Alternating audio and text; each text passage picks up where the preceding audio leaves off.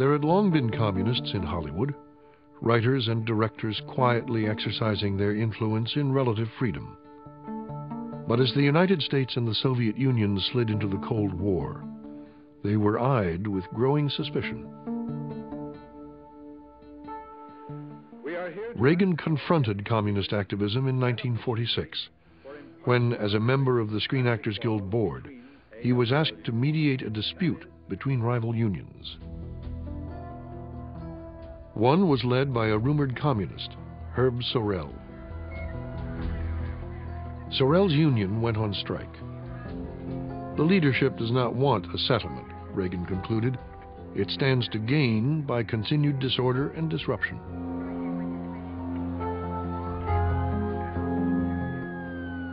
Reagan liked order, stability, and security. And the fact that they were involved in physical violence at the studio gates, which he personally experienced, buses being overturned, windows smashed, stones thrown, bottles brandished, some bloodshed.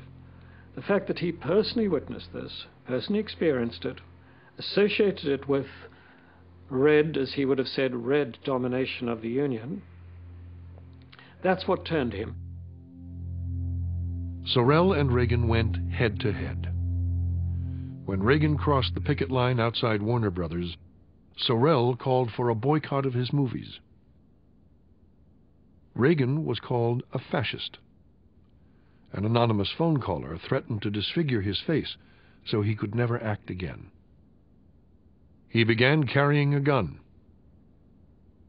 Now I knew from first-hand experience how communists used lies, deceit, and violence to advance the cause of Soviet expansionism, Reagan later recalled. He's the heroic figure battling against communism. It's not simply that he's fighting against communism, but that he's rescuing the Screen Actors Guild. He's rescuing Hollywood. He's helping to rescue the country from the communist menace.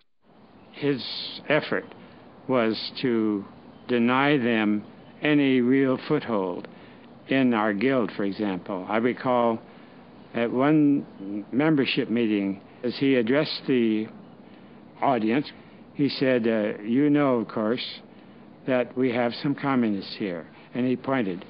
They're going to try to make 11 or 12 people sound like hundreds. And he fought all the way, very hard and very diligently, and I think successfully. Reagan became an informant for the FBI. And in 1947, as president of the Screen Actors Guild, he testified as a friendly witness before the House Un-American Activities Committee. I will be frank with you that as a citizen, I would hesitate, or I would not like to see any political party outlawed on the basis of its political ideology, because we've spent 170 years in this country on the basis that democracy is strong enough to stand up and fight for itself against the inroads of any ideology, no matter how much we may disagree with it. However, if it is proven that this organization is the agent of a foreign power, or is in any way not a legitimate political party, and I think the government is capable of doing that if the proof is there, then that is another matter.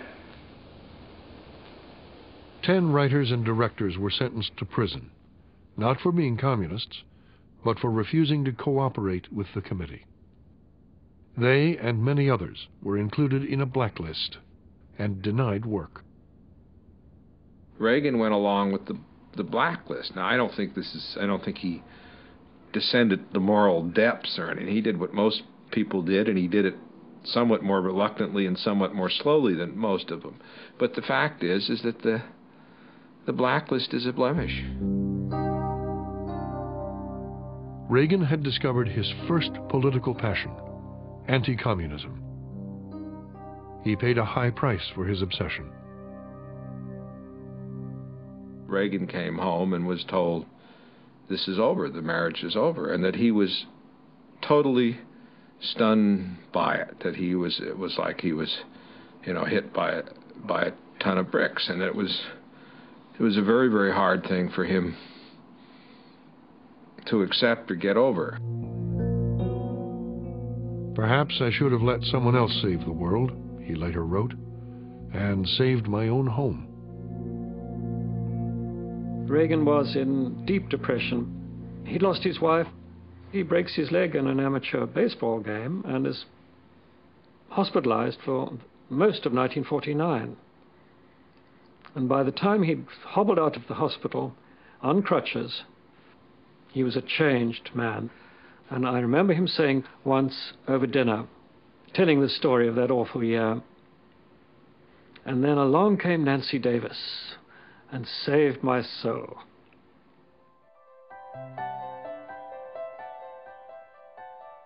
When Ronald Reagan met Nancy Davis, she was a young actress under contract at MGM. Wealthy and socially well-connected, she shared with Ronald the experience of an insecure childhood. Abandoned by her father, Nancy was left in the care of an aunt, while her mother, actress Edith Luckett, toured the country. Nancy was 8 when Edith married a prominent Chicago neurosurgeon, Loyal Davis. Almost overnight, she entered a world of privilege. In 1949, when she was mistakenly included on a list of Hollywood communists, Nancy sought Ronald Reagan's help to clear her name. They were married in a private ceremony in 1952. 7 months later, Patty was born. My parents have about as close a relationship as I've ever seen anyone have. They really sort of complete each other. They're kind of two halves of a circle. He's a guy who's almost impossible to dislike, who always thinks the best of people, can't believe that anybody who's, ever met him would ever want to do anything bad to him, would ever want to go behind his back, would ever want to stab him in the back. That's just not within his realm of thinking. He just can't conceive of it. Nancy, on the other hand, is far more cunning about that sort of stuff. She has no trouble understanding stabbing in the back. The best way to describe the relationship politically was that, he was the CEO, he was the boss, and she was the personnel director. As they went through life, it was always, Nancy had to take a look at you, she would research you, she'd find out about you. So she spent all her time looking for people that would serve her man well. With Nancy as his partner, Reagan resumed his life. As president of the Screen Actors Guild, he earned a reputation as a tough and skillful negotiator, battling studios and producers. But as an actor, he was failing. In the early 50s, he was cast in unmemorable roles, in unmemorable films, like Cattle Queen of Montana. You know where McCord's turning him over to Nachicoa? Once Nachicoa gets his hands on him, this whole territory will be on fire before night. Opposite a chimpanzee in Bedtime for Bonzo.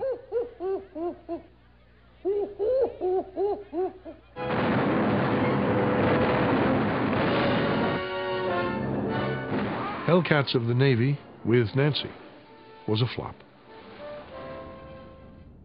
It was a very bad time, and he was about as low as he could get at that point. He couldn't understand why a career that he loved so much and felt that he had been good to and at was slipping through his fingers.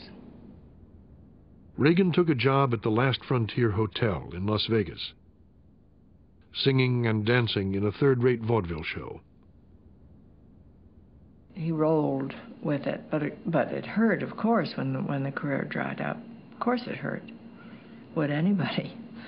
But he, again, we get back to the deep belief that everything happens for a reason. And that whatever happened to him, there was a reason for it.